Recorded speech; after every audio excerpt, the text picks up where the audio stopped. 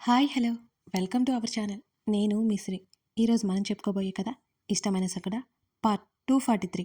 కథలోకి వెళ్ళే ముందు వీడియోని లైక్ చేసి హైప్ చేయడం మిస్ చేయకండి ఫ్రెండ్స్. ఇక కథలోకి వచ్చేయండి. తనేమైనా కలగంటుందా? ఎదురుగా నవ్వుతూ చూస్తున్న రేవతిని చూస్తూ అనుకుంది వేద. ఆమె కూతురు చేయి పట్టుకోగానే అది నిజమే అని అర్థమై అవుతున్న వేద అమ్మా అని సంతోషంగా కేక పెట్టి తల్లిని హత్తుకుంది. నిజంగా నేను వచ్చావా? వేద కళల్లో మెరుపుతో అడుగుతుంటే వైజాగ్ రాలేకపోతున్నందుకు ఫీల్ అవుతున్నావని ధరణి అన్నది. గగన్ ఇక నన్నే వచ్చేమని చెప్పాడు అని ఆమె నవ్వుతూ చెప్పింది. సూపర్ నువ్వు. నేను అక్కడికి రాలేకపోయినందుకు చాలా ఫీల్ అయిపోతున్నాను. ఇప్పుడు చాలా హ్యాపీగా ఉంది అని అన్నది వేద. సరే నువ్వు ఫ్రెష్ అయ్యరా కిందకి, సరేనా? అత్త వాళ్ళ ఇంటికి వెళ్దాం అన్నది రేవతి. ఓకే అని చెప్పింది వేద. అక్కడ ఓ 4 రోజులు ఉంటావా? సందేహంగానే అడిగింది రేవతి. వెళ్తున్న వేద వెనక్కి తిరిగి చూసి నవ్వింది తల్లిని చూసి. ఉంటాను అన్నది. రేవతి ప్రశాంతంగా అక్కడి నుంచి కిందకొచ్చేసింది. నువ్వు ఉదయం వచ్చి ఇప్పుడా వచ్చేది? నీకు పెద్ద కూతురు అంటేనే ప్రేమ ఎక్కువ.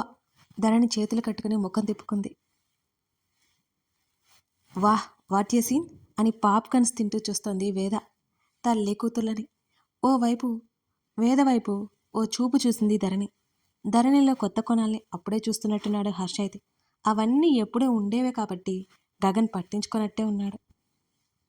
ధరణి అది కాదే, వేదం తీసుకుని ఒకేసారి ఇక్కడికి రావడానికి వెళ్ళాను అని కూతురు గడ్డం పట్టుకుని బ్రతిమాలడానికి ప్రయత్నం చేసింది. అమ్మా నువ్వు కవర్ చేయకు, నాకు తెలుసు అన్నది ధరణి. నేను చెప్పానా అనవసరంగా ఇక్కడికి వచ్చామని? నువ్వు నాతో పాటే ఉండాల్సింది అని ఊరుకోకుండా మళ్ళీ నిప్పంటించే ప్రయత్నం చేసింది వేద. ఆ మాటకి ధరణి మరింత గుర్రుగా చూసింది. దూరంగా వేదని చూస్తూ మాలవికతో మాట్లాడుతుంది పార్వతమ్మ. అంటే ఈ పిల్లైన రేవతి కూతురు? ఆమె ఆశ్చర్యంతో బుగ్గలు నొక్కుంది. తల ఊపింది మాలవిక. పట్టి పట్టి చూస్తే గాని ప్రతాప్ పోలికలు తెలియడం లేదు వేదలో. బయటకు చెప్పలేదు కానీ వాళ్ళిద్దరూ చూడముచ్చటగా అనిపించారు పార్వతమ్మకి. ఆమె ధరణితో మాట్లాడుతోంది కానీ ఎక్కువ అటాచ్మెంట్ లేదు. ధరణి ఆమె అడిగిన వాటికి సమాధానం చెప్పి ఊరుకుంటుంది. ధరణి అలా ప్రవర్తించడానికి కారణం తనే అని పార్వతమ్మకి అర్థమైపోయింది. మాధవితో తనుంటే తనే మారిపోయిందేంటో విచిత్రంగా అనిపిస్తుంటుంది ఆవిడికి అన్నీ తలుచుకుంటుంటే. తన మనవడంటే ఆమెకి పంచప్రాణాలు. అందుకే ఇక ఇక్కడికి వచ్చేసింది పార్వతమ్మ. కాసేపటి తర్వాత లంచ్కి వచ్చేయండి కూతుని బ్రతిమలి నీరసం వచ్చి రేవతి అక్కడి నుంచి కిందకెళ్ళిపోయింది. ఏయ్ ధరణి, అమ్మని ఎందుకే విసిగిస్తున్నావు? నిజంగా నీకంటే ఎవరు ఎక్కువ ఇష్టం కాదు, నేను కూడా, అది నీకు కూడా తెలుసు అని వేద అడిగింది.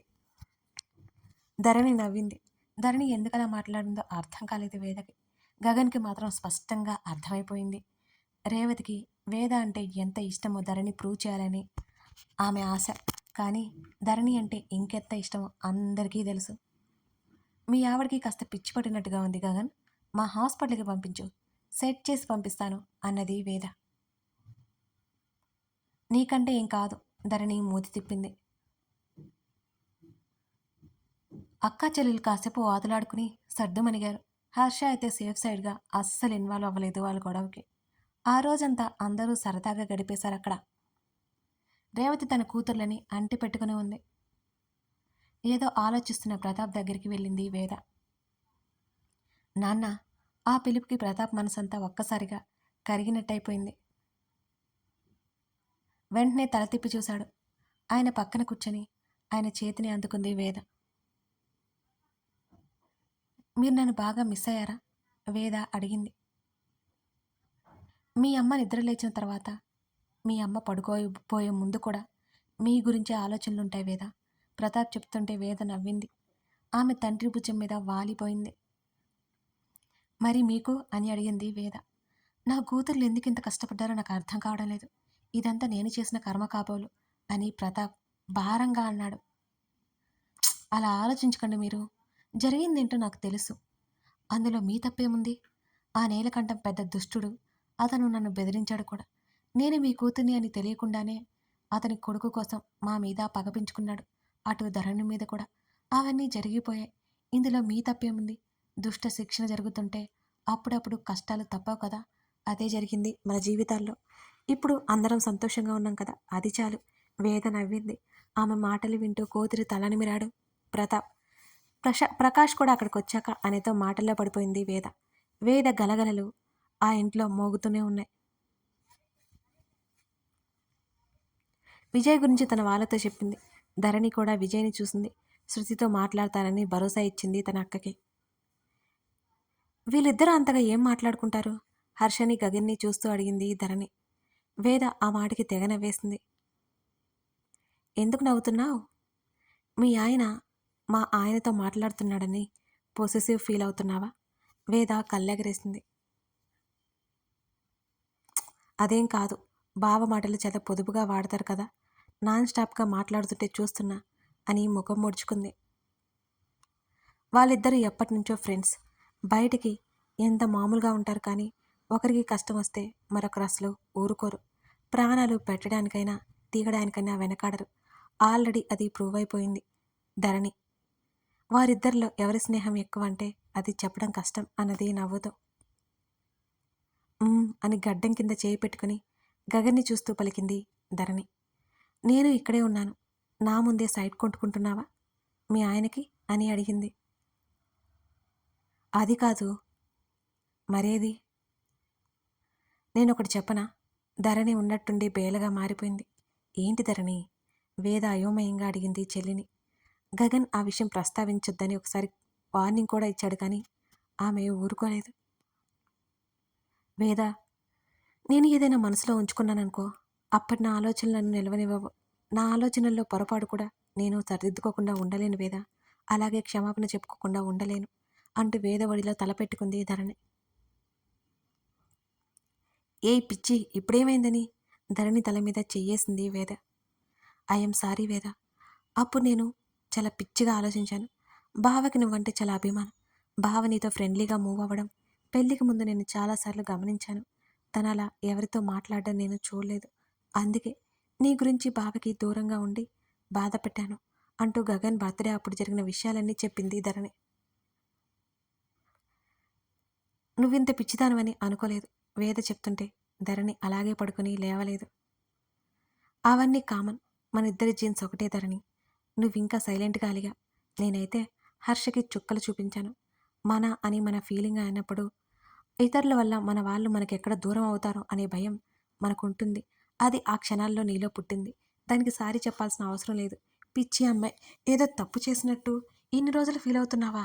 వేద అడుగుతుంటే ధరణి పైకి లేచి కళ్ళు తుడుచుకుంది. ఓ చిట్టి చెల్లమ్మ, ఇంత సెన్సిటివ్ అయితే ఎలానే తల్లి?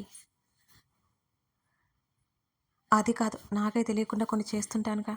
కానీ కంటిలో నలకలా నన్ను ఇబ్బంది పెడుతూనే ఉంటాయి అవి. వాటి నుంచి నేను మనశ్శాంతి పొందాలి అంటే నా పొరపాటు నేను ఒప్పుకోవాలి వేదా. అది నీ విషయంలో అయితే తప్పకుండా ఒప్పుకోవాలి అని ధరణి స్థిరమైన స్వరంతో నెమ్మదిగా చెప్పింది. అబ్బబ్బా, నా చిట్టి చెల్లి ఎంత మంచిది. ధరణి మెడ చుట్టూ చేతులు వేసి దగ్గరికి అనుకుని చెంప మీద ముద్దు పెట్టుకుంది వేద. అదేం కాదు, నేను చాలా తప్పులు చేశాను అన్నది ధరణి. అవునా? ఏంటమ్మా ఆ తప్పులు? కాఫీలో షుగర్ బదులు సాల్ట్ వేయడమా? కూరల్లో కారం వేయడమా? గగన్ వర్క్ డిస్టర్బ్ చేయడమా అని వేద కళ్ళెగరేసింది వెటకారంగా. నీ చెల్లేమి అంత ఉత్తమరాలు కాదు వేద. నాకు తెలిసి తెలియని తనతో చాలానే చేసి తగలడ్డాను అని పెదవి విరిచింది. ఏంటి నా బంగారు తల్లి, చెప్పవే బాబు. నువ్వు వెటకారం చేయకు. అరే, ప్రేమగా పిలవడం కూడా వెటకారమేనా? సరే, ఇంతకీ ఏం చేసావో అది చెప్పు, వేద తెగ క్యూరియాసిటీతో అడిగింది.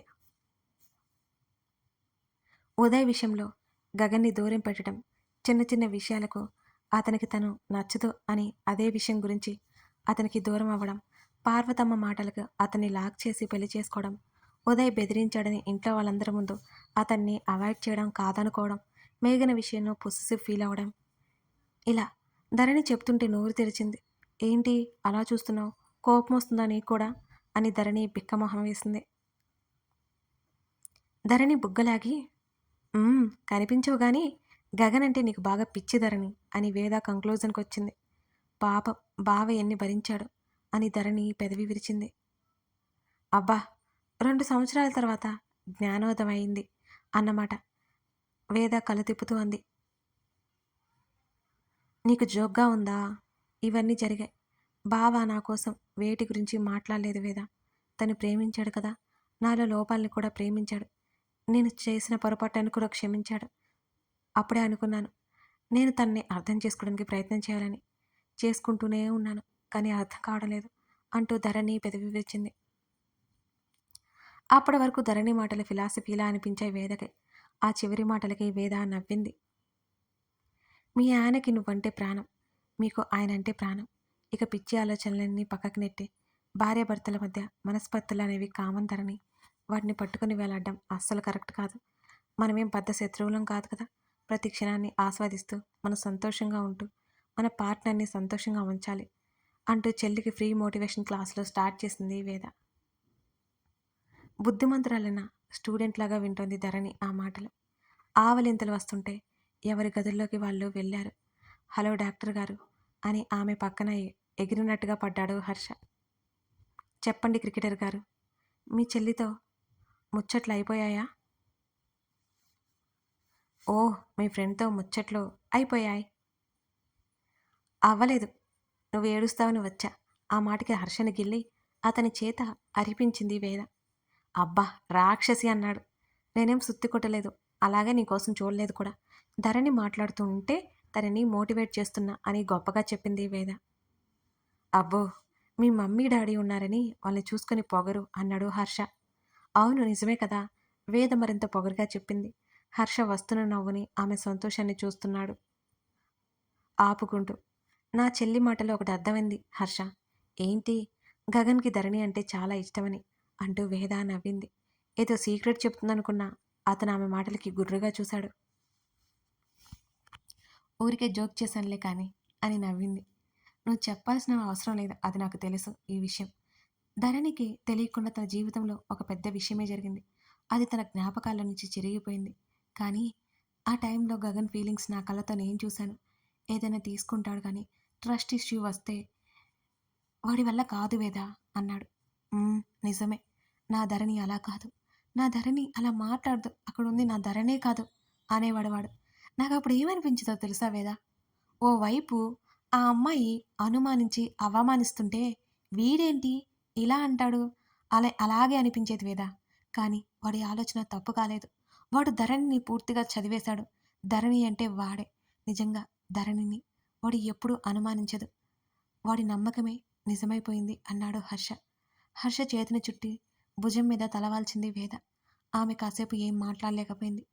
టాపిక్ సీరియస్ అవుతుందని అతను గమనించాడు. వేద అంటూ మరింత స్వీట్గా పిలిచాడు. "ఉమ్, చెప్పు అన్నది నెమ్మదిగా. ఈ మధ్య నన్ను మెరీనా కలిసింది అనగాని కళ్ళు తిప్పి అతని వైపు చూసింది వేద. వేద ఎప్పట్లా సూటిగా చూడలేదు. ఆమె తడపడుతుంటే హర్ష నవ్వుకున్నాడు. విషయం ఏంటో తెలిసినవాడే.